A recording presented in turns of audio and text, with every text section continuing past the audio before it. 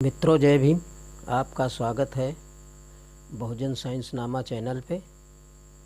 आज के इस वीडियो में आपके सामने सिद्धार्थ गौतम जब कपिलवस्तु से राजगृह अपने नगर को छोड़ के चल देते हैं, तो उस समय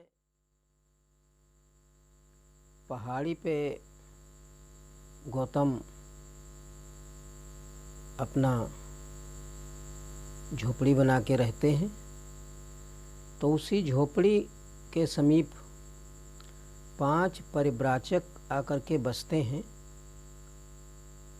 उन्हीं 5 परिव्राजक जब सिद्धार्थ गौतम ज्ञान प्राप्त कर लेते हैं, तब उन्हीं 5 परिव्राजकों से मुलाकात होती है और उन 5 परिव्राजक पूछते हैं सिद्धार्थ गौतम से कि आप के धम्म का उद्देश्य क्या है और दुख का विनाश यदि आप के धम्म की आधारशिला है तो हमें बताइए आपका धम्म कैसे दुख का नाश कर सकता है।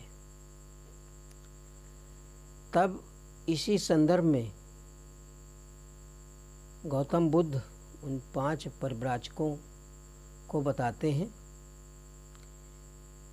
और समझाते हैं कि उनके धम्म के अनुसार यदि हर आदमी पवित्रता के पथ पे चले और शील मार्ग पे चले तो इस दुख का एकांतिक निरोध हो सकता है। और उन्होंने कहा कि उन्होंने ऐसे धम्म का आविष्कार कर लिया है जिससे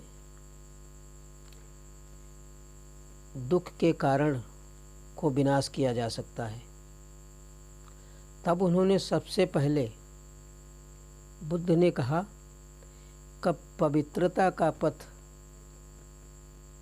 पर व्यक्ति को चलना चाहिए और उन्हें परिव्राजकों से कहा कि कोई भी आदमी जो अच्छा बनना चाहता है उसके लिए ये आवश्यक है कि वो कोई अच्छाई का मापदंड स्वीकार करे। मेरे पवित्रता के पथ के अनुसार अच्छे जीवन के 5 मार्गदंड हैं। किसी प्राणी की हिंसा नहीं करना, चोरी न करना अर्थात दूसरे की चीज़ों का अपनी न बना लेना, व्यभिचार न करना, असत्य न बोलना, नशीली चीज़ें ग्रहण न करना। मैं कहता हूँ कि हर आदमी के लिए ये परम आवश्यक है कि वो इन 5 शीलों को स्वीकार करे, क्योंकि हर आदमी के लिए जीवन का कोई न कोई मापदंड होना चाहिए जिससे वो अपनी अच्छाई और बुराई को माप सके। मेरे धम्म के अनुसार ये 5 शील जीवन की अच्छाई और बुराई नापने का एक मापदंड है। दुनिया में हर जगह पतित लोग होते हैं, लेकिन पतित 2 तरीके के होते हैं। एक तो पतित वो होते हैं जिनके जीवन का कोई मापदंड नहीं होता है, और दूसरे पतित वो होते हैं जिनके जीवन का कोई मापदंड ही नहीं होता है। जिसके जीवन का कोई मापदंड नहीं होता है वो पतित होने पर भी यह नहीं जानता कि वो पतित है, इसलिए वो हमेशा पतित ही रहता है। दूसरी ओर जिसके जीवन का कोई मापदंड होता है वो हमेशा इस बात को कोशिश करता है कि पतित अवस्था से ऊपर उठे, उसका उत्तर ढूंढे कि वो जानता है कि वो पतित है या गिर चुका है। आदमी के लिए जीवन सुधार का कोई मापदंड होने या न होने में यही बड़ा अंतर है।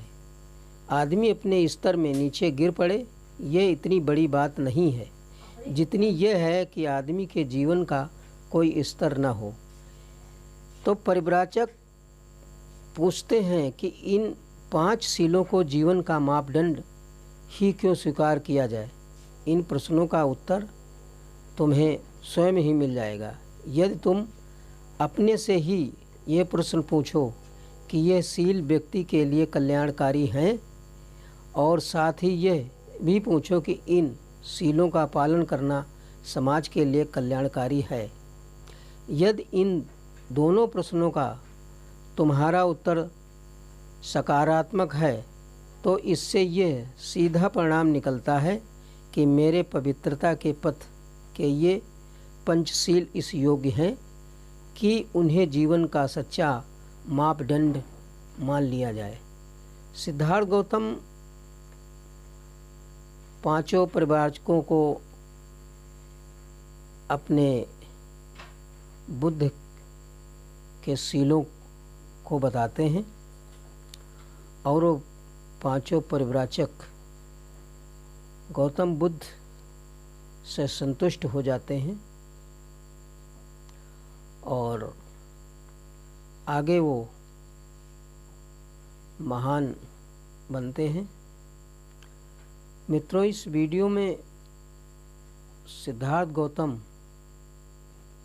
का जो जीवन के लिए हर प्राणी के लिए मापदंड की बात जो कही गई है वो बड़ी बहुमूल्य है कि अच्छा जीवन व्यतीत करने के लिए हर व्यक्ति का मापदंड होना अति आवश्यक है। तो अगर इस वीडियो से आपको कुछ सीखने को समझने को मिला है तो लाइक करें और अपने मित्रों तक पहुंचाने के लिए शेयर करें।